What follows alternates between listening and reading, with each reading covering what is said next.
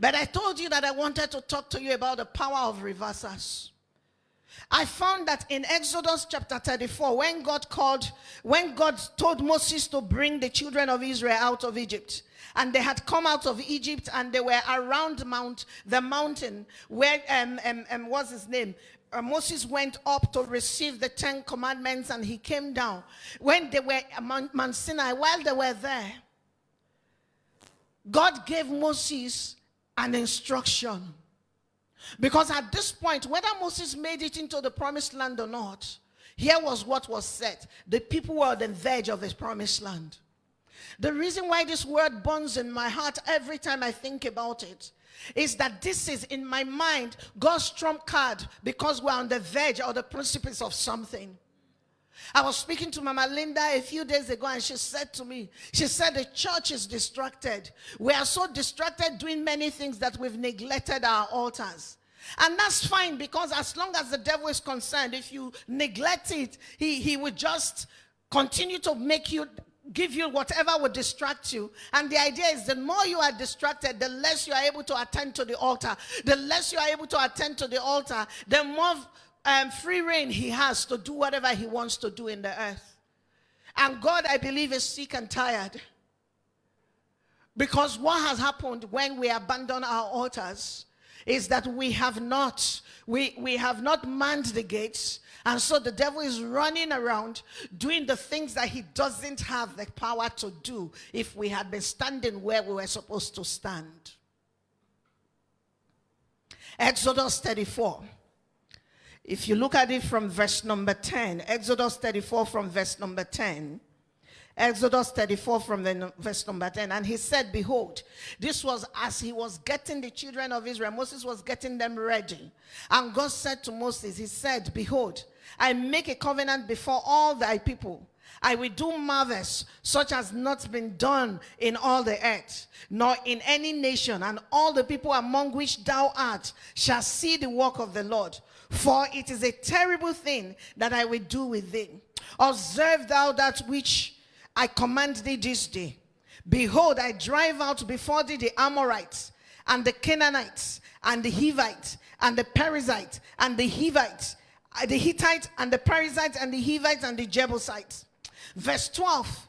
This is where I want you to pay attention. Take heed to thyself, lest thou make a covenant with the inhabitants of the land, whither thou goest. Lest it be for thee for a snare in the midst of thee. Verse 13, but you shall destroy their altars, break their images, and cut down their groves. For thou shalt worship no other God. For the Lord, whose name is jealous, is a jealous God. Lest thou make a covenant with the inhabitants of the land, and they go a-whoring about after their gods. And then you see, and you see, and you see. Is it not instructive that God did not say to Moses, when you people get there, build a big wall? He didn't say to them, even raise an altar to me. I'm talking to you about the power of reversals. He did not say to them, when you get into that land, you know what to do? Dance, do 10-day vigil, and just worship me. He didn't say do a praise party. He didn't say put a big sign and say, here is the fulfillment of what God had promised. He said, when you get into that land, number one, do not make a covenant with them. But what you should do instead is break down their altars. Because God knew something that I want us to see today. We say, I'm just going with them and not like them. I don't do what they do. I'm just amongst them. A man has to belong somewhere. That's why I belong here. You know, I have to have a shell. I have to have a housing. That's why I find myself here. And God says, if you find yourself in that place, make it your assignment. Even if you can't physically, in today's language, go to where they are erected and break them down. Do the work before you leave your house, and make sure that you have voided their altars. Reversals. Everything about the Bible is about the reversal of destiny consequences. That's what it is. And coming to the place of an altar is an opportunity to be deployed by God to reverse some things. He said to Moses, he said, look, if you enter a covenant with them, then the things you will find ultimately is that your sons will marry their daughters. No, first and foremost, he said, if you enter a covenant with them, the first thing that will happen is that they will go to their altars and make a sacrifice. When they go to their altar and make a sacrifice, what you are going to see when that happens is that you will find that they will bring the meat to you. And since you have entered a covenant with them and you cannot pay attention to me, you cannot offend them, what's likely to happen is you will eat from it. And he didn't say that the meat will ensnare you. That's not what happens. It's just that when you get to the place where you are bonding over their meals, you will do other things with them. He said the next thing would happen is that you will find that your sons begin to come home with their daughters.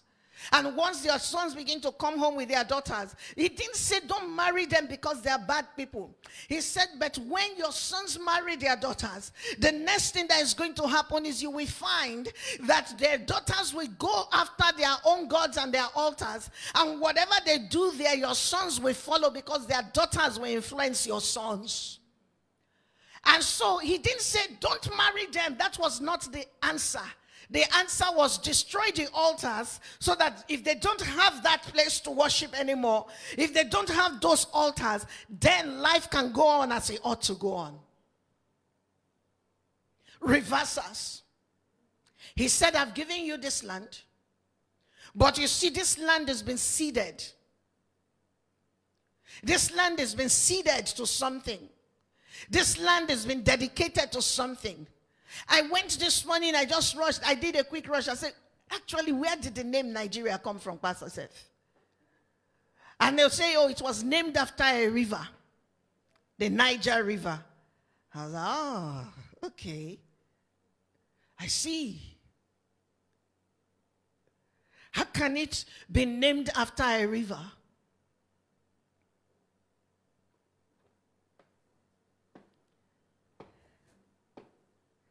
This is the reason I said I didn't want to do this work this year.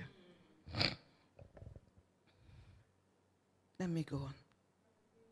He said, destroy their altars. Then he said something next to them. He said, break down their images. Because every altar will have a representation. We're like, no, there are no altars in my house. Yes, that's because all our altars are on our devices now. We don't need to, all we need to do is buy a device. We don't need to waste time to mold things anymore. They are all on our devices. And I mean they are all on our devices. Every single one of them is on our devices. That's why you see, it says, the psalmist said, I've made a covenant with my eyes. So we are looking for the images, but the images, and they don't look like that anymore. Have you ever wondered how the most crass people are called idols? Or your musicians? Have you ever wondered why when they begin to perform, people begin to strip themselves? But we say, oh no, it's what happens. It's what fans do when they find themselves saying, why can't you enjoy the music and not go crazy? Because there's something beyond what we now call ordinary.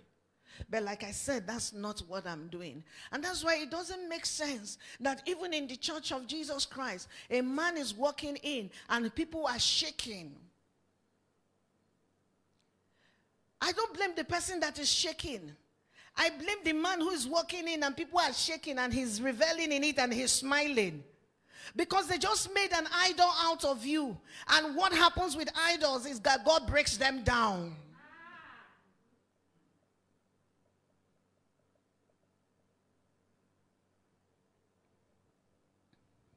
He said, lest you make a covenant when they go a-whoring after their gods and sacrifice to their gods, and you are invited to eat of their sacrifice.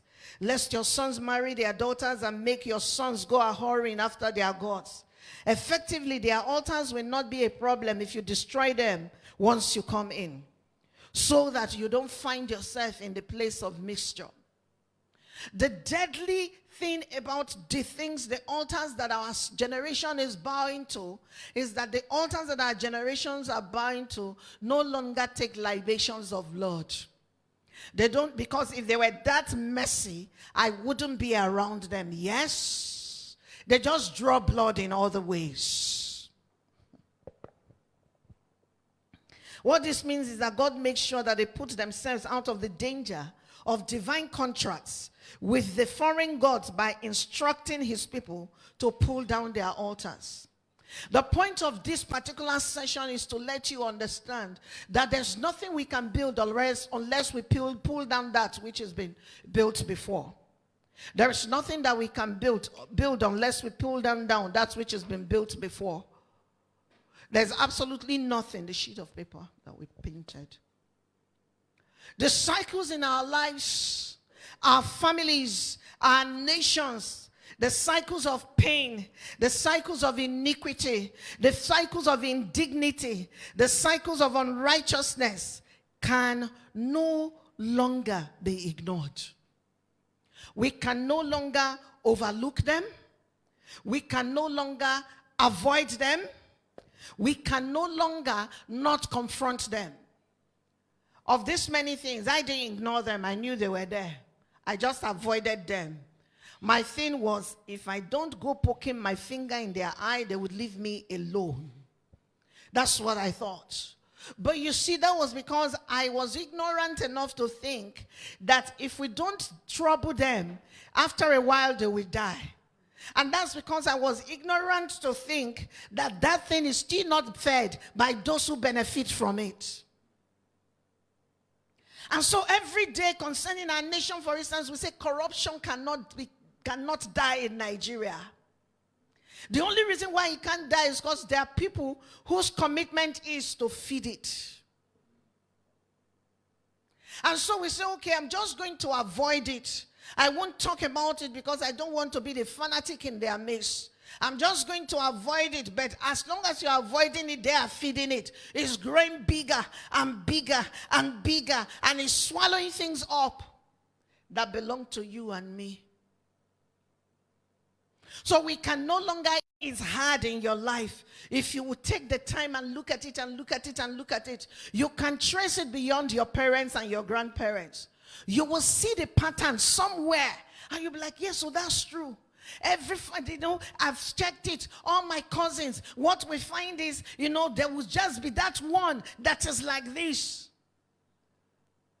And then you look, even if there are 12 gates in that family, there's always one that looks like that one, that looks like that one, that looks like that one, that looks like that one, and they all act the same.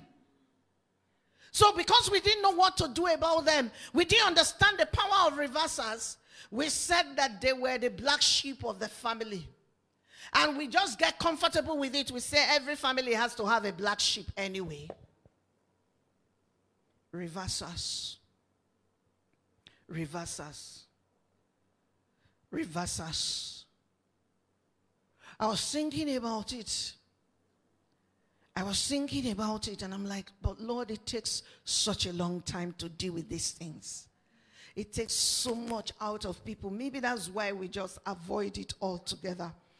That's why we pretend that they don't exist, and we just do what we can, and then at the end of our 70, 80, 90, 100 years, they say we lived a great life. But only you know that you didn't live 40% of the life you were called to live.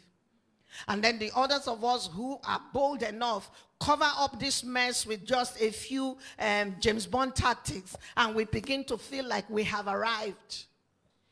But the thing is that the thing is still there. It is still there. It is still there. It is still there. It is still there.